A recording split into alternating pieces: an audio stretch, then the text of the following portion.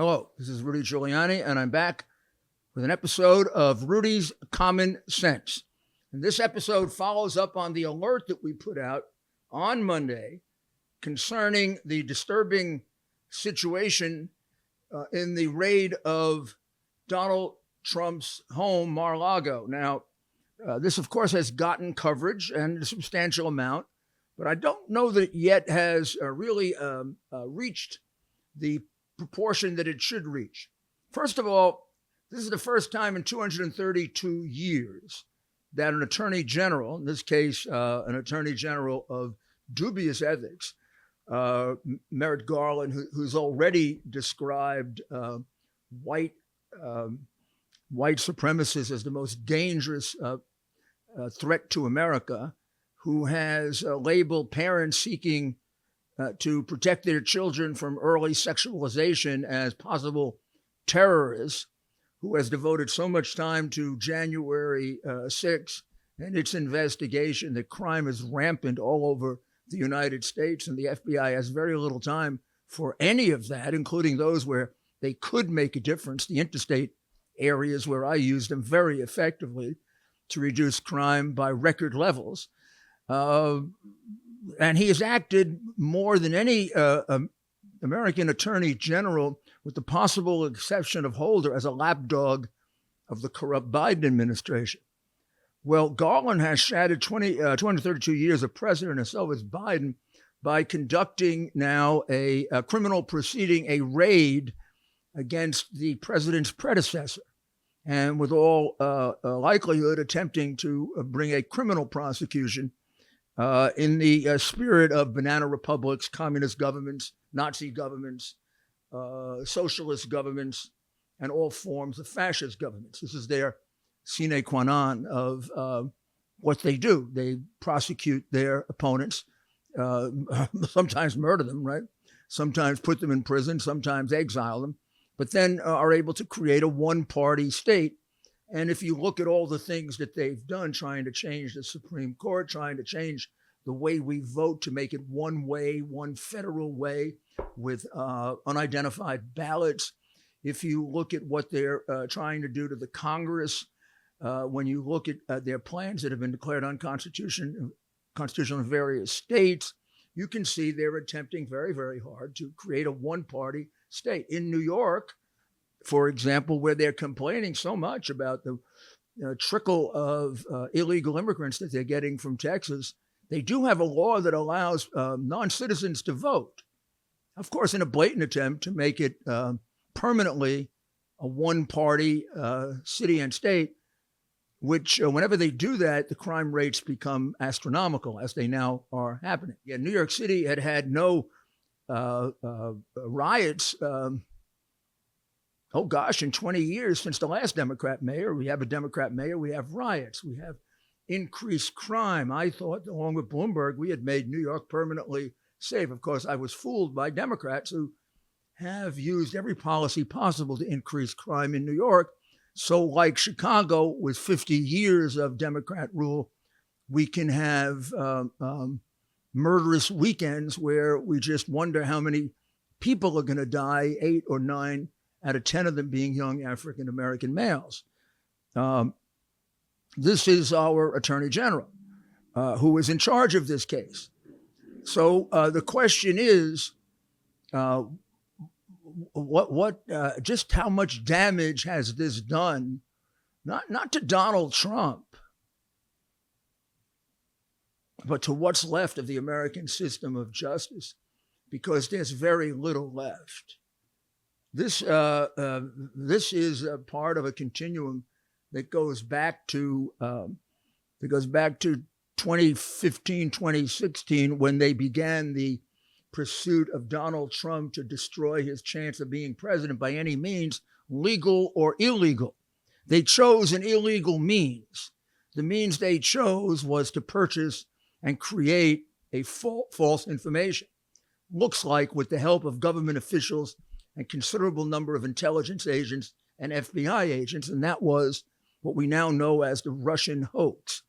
That really has its genesis, at least in early 2016, could be in 2015. meetings at the White House asking Ukrainian officials to get dirt on various people in the Trump organization. The actual payment of well over $1 million to produce a phony set of documents, a book, a so-called record book. I think it was called a Black Book, a Black Ledger, completely falsified, showing bribes to Manafort from the Russian side of the Ukrainian parties, which happens to be the side that was paying the Biden family, by the way, the Russian side. And all of that, ended up in the FBI coming to a conclusion before the election that Russian hoax was without any evidence. That was the professional statement. And one of the high-ranking officials, apparently one who is long gone, pronounced after looking at it, it was insane, which is exactly the words I used when I first saw the Steele, the Steele affidavits and the Steele, what they call now dossier. These clearly were not intelligence documents, and any New York Times reporter, intelligence agent, or Senator McCain, who thought they were, was fooling themselves because of wishful thinking and hatred of Donald Trump. These were clearly campaign-derived documents, Oppo research documents. What we didn't know was $1 million was paid for them in order to create this frame up of then candidate Trump. Of course, that didn't work, so then it morphed within one day into making it an investigation of the incoming president, and of course his impeachment was announced on the first day that he became president. You would need any more to realize how dishonest, to realize how corrupt, to realize how hopefully unprecedented this is in the history of America. That on the day he took office, Democrats were discussing his impeachment based on a document and a set of documents and a set of allegations which they pronounced piously for 2 or 3 years, supported, as late as the 2020 election, when I was accused of being a Russian agent falsely. They just stuck with it. And of course, carried along 90% of the media and somewhere around 40 to 50% of the American people based on propaganda. So that failed, and to get him out of office, again, the Russian hoax was then continued with the phony whistleblower account of the conversation of the president of the United States with the president of Ukraine, which turned out to be totally false, propagated by Congressman Schiff and his colleagues. This is the same congressman who said he had evidence, solid evidence. People held up a document that Joe McCarthy, who was a scoundrel of years past, and never produced a single stitch of evidence, nor has ever been held to account for his very, very serious lies, trying to frame an innocent man and then create a coup against a sitting president. Not just trivial matters, but he still sits there lying about January 6th, along with his colleagues, who also lie continuously about January 6th and leave out the critical matters like an investigation of the one person who was actually murdered on January 6th in the Capitol, Ashley Babbitt. We hear nothing about her very questionable homicide. So now, all of a sudden, 15 months after President Trump took documents from the White House, as every other president did, and was cooperating with voluntary, or in some cases voluntary, but in some cases subpoenas that would have a record of it, attempts to obtain documents. All of a sudden, out of nowhere, they raid his house early in the morning with guns drawn, not allowing his lawyers to observe the search as they normally would in a white-collar situation, and usually prefer because it helps them. And we get no explanation really as to what changed in that 15 months. What happened? So let's go over the situation here. The president, when a president left the White House, of course, like all presidents, and this one probably even more so than most because of the circumstances of the entire dispute, left very quickly. He's returned 15 boxes. They've taken 20 or 30 boxes. There may or may not be others there. I've never seen them. So I guess he must have gone out with 50 or 60 or 70 boxes. That's just an extrapolation from what I see in the newspaper. So it looks like he's returned more than half of them. Everyone they wanted, either by voluntary or by seizure. On January 20th, he took the boxes out. They remained there all year of the 21st, and there were discussions with the National Archives, which was concerned that he had taken classified documents. Now, of course, the president has the power to declassify, and you would assume, and he has said he has done it, that he declassified the documents he took with him. And then there are even arguments that by virtue of taking it with him, they're declassified. So, and, you know, for example, President Obama took 30 million documents with him. They say they're declassified, but they're declassified because he declassified them. Nobody's examined them. And that's a lot of documents to take. The National Archives will not allow you access to them, so we can't see if they're formally classified documents of the most secret nature that he declassified, which they surely were, as they are in the case of most presidents. And he did it, took that level of documents, more than kind of wiped out the White House, so there'd be no records of his. But he said he would digitize them so we could get them. He hasn't done not one of them. He may never do it. You think anybody's ever going to force the prince to do it? The Prince of America? He promised to digitize the records in the National Archives and never done a damn thing about it. And they tell us they're declassified, but they don't tell us who declassified them. And I'm going to bet you anything that he did. And until I see them, I'm going to be sure he did. And 30 million documents is a hell of a lot more than 50 or 100 boxes. And Obama did many things that were injurious to our national security. Now, Trump did none. Biden has set the record, by the way, for injuring our national security.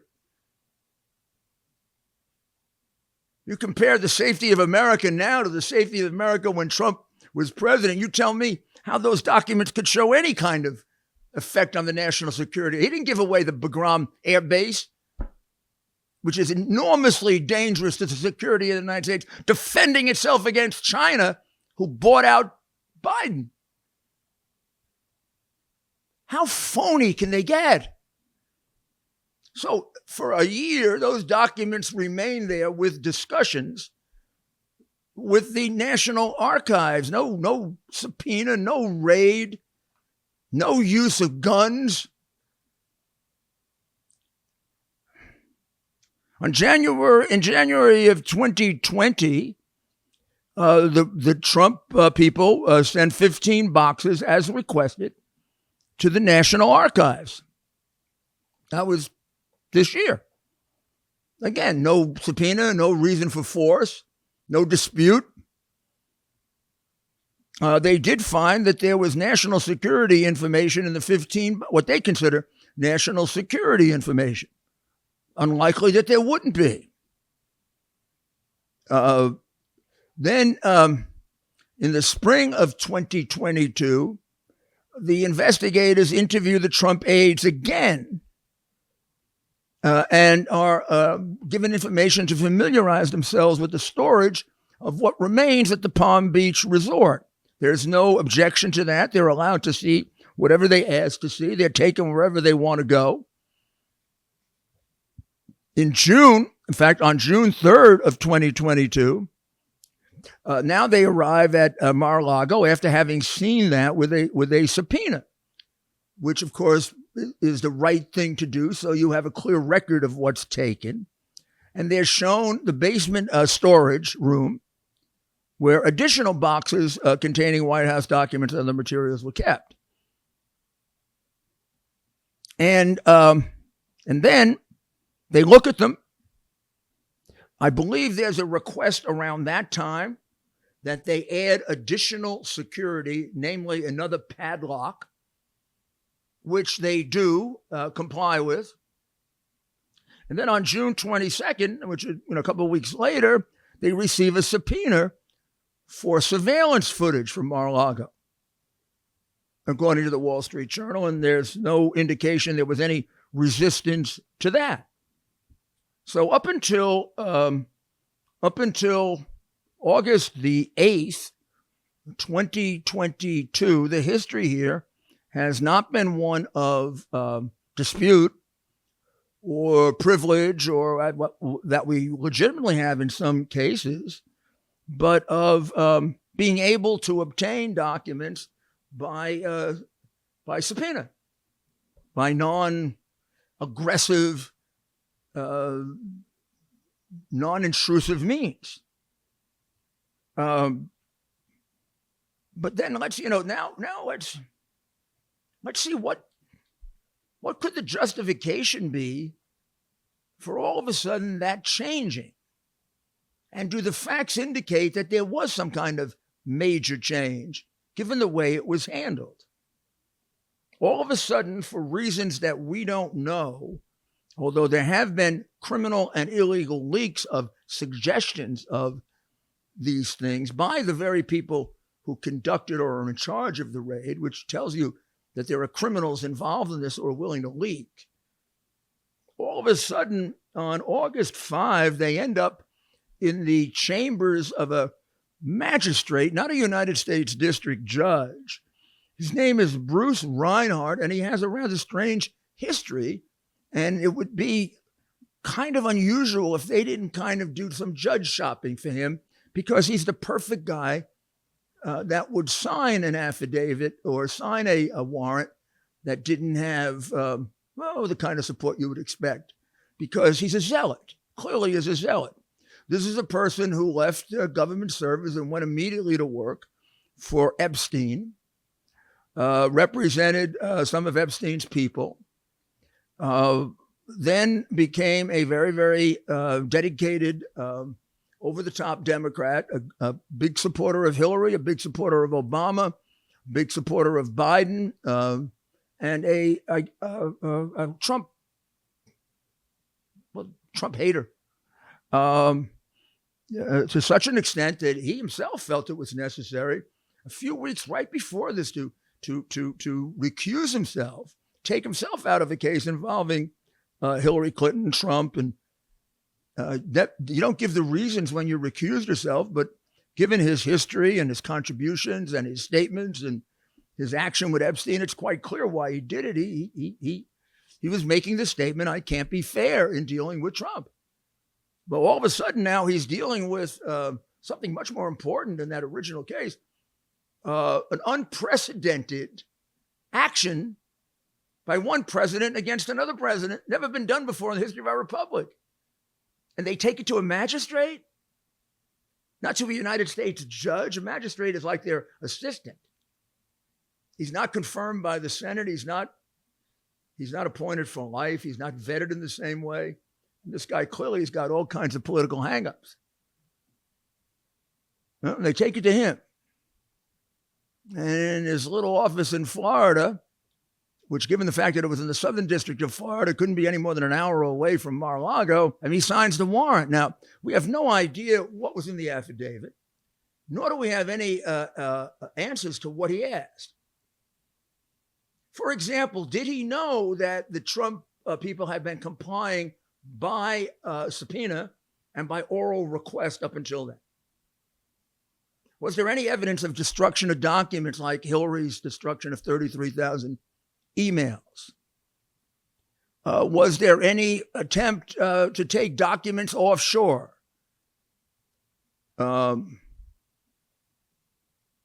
Was there any fear that documents were going to be destroyed if they used a subpoena? Any evidence of that presented? Was there any evidence of urgency presented? This has to be done right away. Otherwise, they're going to burn down Mar-a-Lago, or they're going to, put the records in the ocean, or they're going to eat the records, or they're going to bomb New York. Any evidence of urgency? I mean, these are the things that you have to do to overcome someone's constitutional right to be secure in their home against unreasonable searches and seizures. Now, that's granted by the Fourth Amendment. There are those of us Americans who believe that's granted by God, by the way. We still do believe that. But even those who don't believe it believe it's granted by the Constitution, except those who follow George Soros, Joe Biden, Barack Obama, Hillary Clinton, because the Fourth Amendment was taken away for dealing with Republicans maybe 5, 6, 7 years ago, and all throughout the Trump investigation, it's been taken away from people who support Trump. It certainly was ripped away from me. So there's no evidence of any kind that suggests the necessity for this. So now let's see how it was handled and what the telltale signs are as to whether this was legitimate or illegitimate when we return. Not long ago, Mike Lindell, the inventor of MyPillow, and his team fit me for my very own MyPillow. They also introduced me to their wide assortment of other incredible products, like their mattress topper, their sheets, towels, slippers, and more. Sleep is incredibly important to me, and I can assume for all of you. It's time you give MyPillow a try and see for yourself. Listeners have helped build MyPillow into the incredible company it is today, and Mike Lindell wants to give back to all of you. You can get great discounts on MyPillow products by going to mypillow.com right now and seeing each of the specially priced items, including those in the radio listener special square. You're going to see rotational offers up to 66% off on products like their pillows, mattress topper, Giza sheets, but also new products like their slippers, weighted blankets, robes, and waffle blankets. All MyPillow products come with a 60-day money-back guarantee. Enter promo code Rudy for these great specials. That's mypillow.com and use the promo code Rudy. Welcome back. As we talk about this diminution of rights that we have in this country, whether it's the right of free speech or it's our privacy rights that have been trashed or our right of freedom of religion, we've won some victories. We've won some victories even in this dark time in the Supreme Court to vindicate the right to life, to vindicate the right of the states, to balance the awesome power of the federal government and to prevent one body of government from having all the power.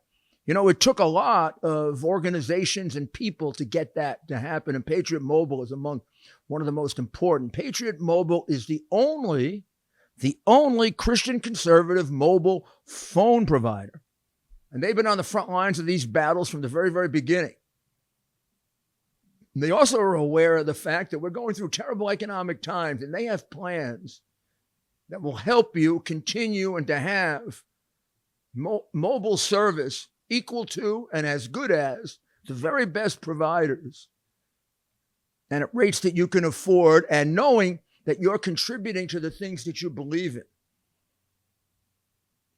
I'd give them a try. Put your money where your values are. Go to patriotmobile.com/Rudy or call 972-PATRIOT. Use the offer code RUDY, Rudy, that's me, right, for free activation. If you're a veteran or first responder, let them know that, because you're going to get special discounts as you deserve. Come and join our movement now. We need you. PatriotMobile.com/Rudy, PatriotMobile.com/Rudy, or call 972-PATRIOT. So now let's get back to a test, more or less, of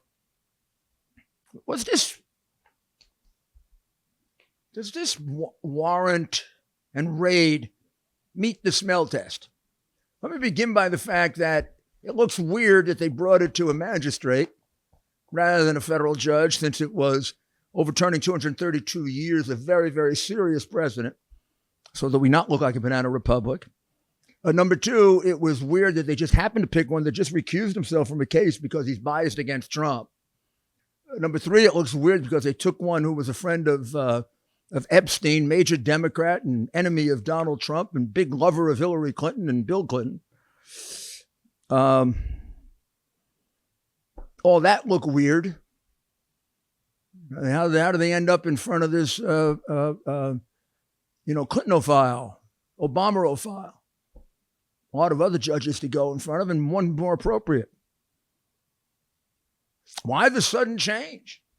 They're moving along for 15 months. It's not exactly yesterday. The documents have been sitting there. They got a lot of them by subpoena. They got to see them when they wanted to see them. They got them photographed when they wanted them photographed. They got them locked when they wanted them locked. And now all of a sudden they want to crash in with guns? So it's got to be something of immediate moment, correct? In order to justify it days later, they illegally and criminally leaked that it had something to do with nuclear secrets or nuclear something, therefore trying to create a sense of urgency. But I guess they forgot, because liars forget a lot. The magistrate gave them an 11-day window to execute this warrant. He signed it on the 5th, and it was returnable on the 17th. I'm sorry, you don't do that with a nuclear warrant. You don't do that if somebody's going to run away with evidence or burn evidence or destroy something or has something dangerous in his possession. And you don't worry whether he's home or he isn't home or not home or around home. You just go get it immediately. What's he going to do? The only thing he's going to do is maybe interfere and you can arrest him. I don't ever remember stopping so the guy wouldn't be home. Something kind of sneaky about that too, isn't there? Well, why wouldn't there be? These people have destroyed the FBI. They really have. Isn't it a tragedy? So this guy gives them 11 days. They could not have presented to him compelling facts of an emergency if he gave him 11 days. What are we, stupid? Garland, you think we're stupid? You picked the wrong lie to leak when you said it was nuclear. 11 days? And there are nuclear secrets involved? What are you, stupid? And even if the magistrate made a mistake, your agents, if there was something serious involved, your agents had gotten those cars and they'd have gone up or down. I don't know where the heck his office is, this lower level judge, non-judge who signed it, this clerk type, who's an Obama-phile and a Trump hater. You could have done it right then. You could have gone that Friday night and executed that warrant. I'm guessing he was in New Jersey. No, but you take the weekend off in Palm Beach. What the heck? The boys and girls get a weekend in Palm Beach. Nice. Nice. Must have been a big emergency, huh? Do you realize what a lie this is? Do I have to do more than that? What do we have to do to get through the thick skulls of the brainwashed Democrats and the crooked media? Do you see what a phony this is? 11 days? They take the weekend off? They got everything else by subpoena? While they were waiting, somebody could probably called up and the lawyers that I saw on television, Christina Bobb and her crew would have just given them the documents. They had authority to do it.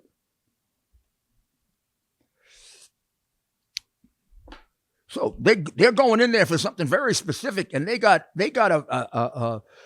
some kind of an informant who told them what to look for, and where it was, and they're there 9 hours.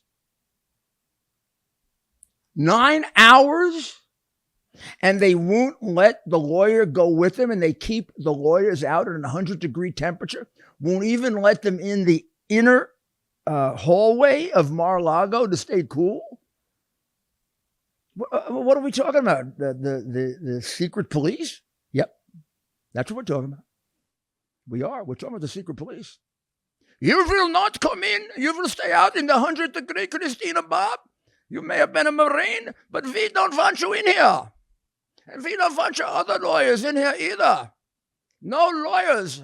They may see us do whatever it is we're going to do that we don't want to see them to do.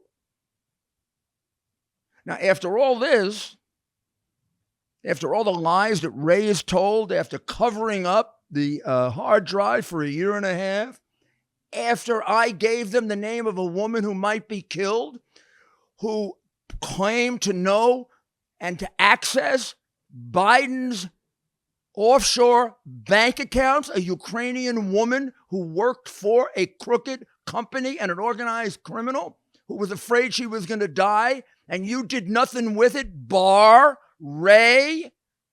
I know who you are. I know how you're trying to frame me too.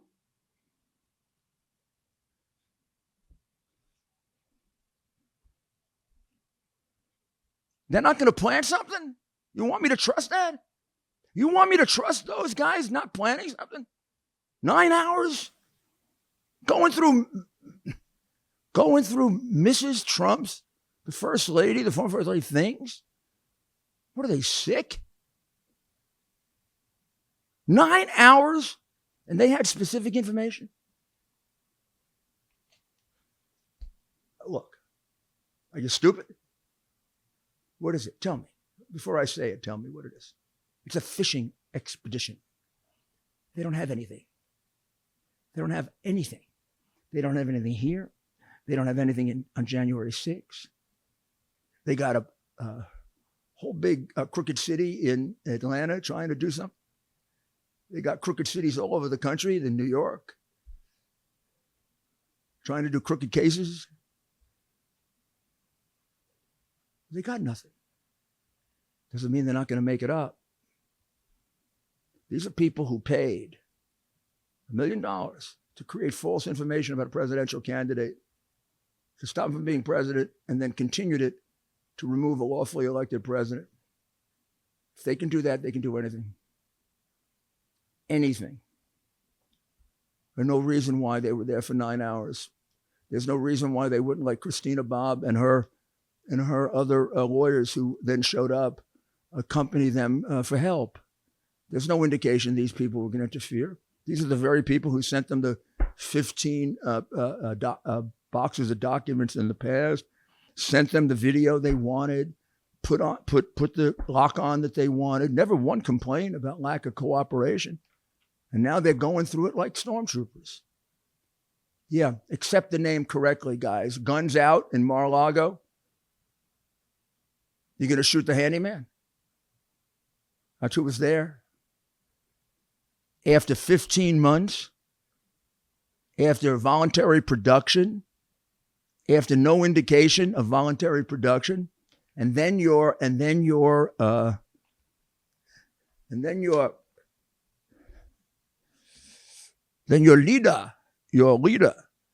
Hair Attorney General. Oh, he finally comes out after 2 or 3 days. It takes him a while to figure out what lie to tell. And he's going to explain it all. Doesn't tell you, you want a nice New York word? Nice, think it's Yiddish word for it? He tells us bupkis. Nothing. An insult. He tells us that we have equal justice under the law. Meanwhile, there are pictures of Hunter Biden getting on Air Force One with his crooked father and family and heading off to a place where some multimillionaire is paying for them to go stay at a $20, $30 million mansion for nothing. The Moocher family. The Biden crime family is not only took $31 million from China, $3.5 million from Russia, $8 million from the biggest crook in Ukraine, on and on and on, but they're moochers. With all that money, they can't afford their own vacation. Hunter said that for 30 years, he was given 50% of the millions to dad. But they can't afford their own, they got a mooch.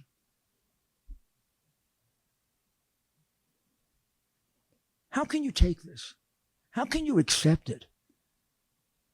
How can you believe it? How can you let them get away with the persecution that they are now engaging in of Trump and the people that are just trying to tell you the truth, including me and my friends and my colleagues? How do you allow it? I don't know. I guess there isn't much you can do, huh? Yes, there is. You can stay with us. You can join us. Like I mentioned, Patriot Mobile. You can support us. You can support this podcast. And we're going to expand it so that we get into more homes. Because we've got to go around the iron curtain of censorship. And this is the only way around it with people like me, like Steve Bannon, people who have the guts to do it, like Greg Kelly. Oh, and there's so many more. I just don't want to mention a few. Dan Bongino. I'm leaving out people, but not on purpose. I swear. I'm not. I just don't have the time. I'll put out a list if you want, but you know who they are. They're all they're doing the job that is supposed to be done by the entire media. They're telling you everything. Who was the first one that noted this delay? Me. Why? Because I'm an expert on this. Who noted the 11-day delay in the execution, the 2-day delay in the actual carrying out of the warrant. The judge recusing himself, the judge not being a judge but a magistrate. The fact that in order to justify a search warrant after a situation like this, you got to show some change in circumstances. What is it? And then he gets up and he just does blabbity, blabbity, blabbity. Doesn't say anything about the reasons for it. And then here's another telltale sign that we'll conclude with. But please remember this, because this is what I'm facing. This is what Donald Trump is facing. This is what Steve Bannon is facing. This is what Lindsey Graham is facing. This is what all these people are facing. I want you to just think about this for a minute. He gets up, pious Herr Garland, and he says, we have equal justice under the law. Okay, well, we already mentioned that Hunter, the guy he should have arrested 2 years ago, or his predecessor, Barr, should have arrested 2 years ago, who committed more crimes than I can count. Big and little, dangerous and not so dangerous, and all terrible because they implicated the integrity of the United States of America. And finally, he engaged in 30 years of selling public office. And really, the real criminal is his father, not him. They talk about the Hunter Biden case. It isn't the Hunter Biden case. Nobody was buying Hunter Biden. It was the Joe Biden corruption case, one of the worst in American history. This excuse for an attorney general who covers up for the worst criminal in the White House has the excuse to tell us we have equal justice under the law. We do. And he can't say anything more because he's going to conduct it. And then the explanation's out there for a day or two and bombs. People say, what are you talking about? We want to see this. We want to see the affidavit. We want to see the reason. You didn't give us any reasons. They note the discrepancy in time. I do. They want an explanation of that. They don't get it. What do they get? They get a leak from people close to the investigation. What was the Washington Post going to take as a leak? FBI or DOJ, right? And they leaked that it had to do with nuclear secrets. Do you know that's a crime? So there's somebody working for Garland who's a criminal. Oh, but there was more than one leak. There are about 8. So about 8 criminals working on this. Garland worried about who they are? Garland worried in this case of this magnitude, where we're going to have equal justice under the law? He's not going to penalize the people who are leaking. And I'm telling you, not just leaking, they're lying. This didn't have to do with nuclear anything, because they wouldn't have gotten a warrant that took 11 days to return, and they took the weekend off before they did anything about it if it contained nuclear, unless they're crazy. And then we want to know who they are. Who would get a warrant about serious nuclear material and not go execute it the moment they got it? Except a liar or a traitor. Well, which is it? But I'll tell you what it is, Garland. We now know that criminals work for you. Do you get it? Criminals work for you. The press never cared about that during the Mueller thing when they would say Mueller didn't leak. Bull. Mueller leaked constantly. Every conversation I had with them was leaked by them or the FBI. Sometimes I read about them before I even went to bed at night. They're criminals. That's criminal. You want to talk about criminal? It's a hell of a lot more criminal than a dispute with a president over records, which you've had with every president and which you don't seem to give a damn about with Obama, who hasn't digitized his records in 5 years. How about taking them back until he does? Why don't you go raid him for all the records that he said he was going to digitize and he didn't? By the way, you want an expert witness? I digitized my mayoral records. I think I'm the only one. Possibly Bloomberg did. Good sign as to whether you're an honest mayor or not, if you digitize them or not. Because they're easy to find then. You think de Blasio's going to digitize his records? Or Adams? You got to be kidding me. You think Dinkins did his? He became a multimillionaire in public office. Come on. I digitized my records. If I could do it with the little money available to me, with the hundreds of millions this guy has gotten for his library, you know, it would take somebody calculated with the new, and when I did it 10 years ago. It took a long time, much longer time. It could probably be done in about 4 months. Got 5 years to destroy, get rid of, change.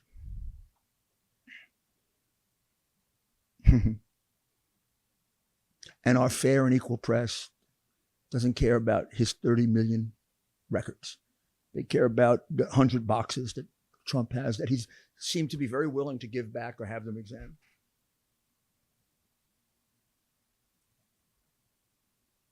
Yeah.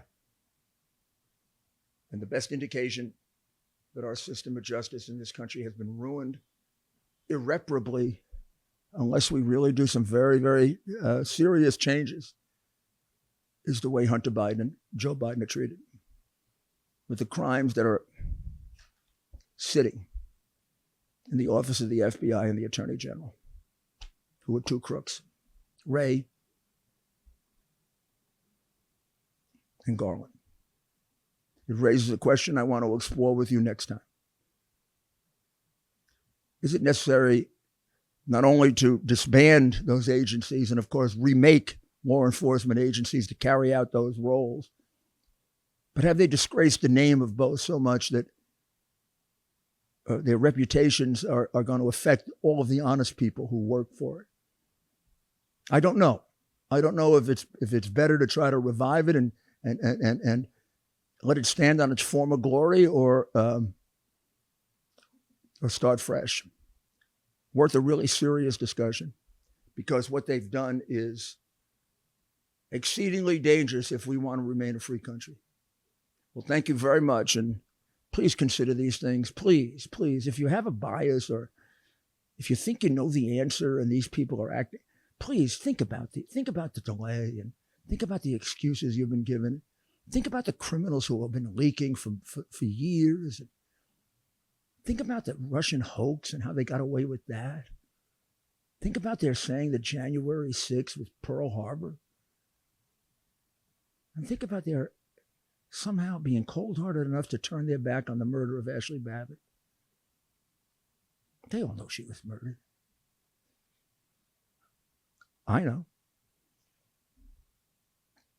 Well, we'll be back in a couple of days, and we'll be constantly giving you what the Iron Curtain of silence, secrecy, and censorship tries to block, and will continue to be their focus for doing anything they can to destroy, frame, destroy, just going to make us stronger. And you too, because we're Americans. God bless America.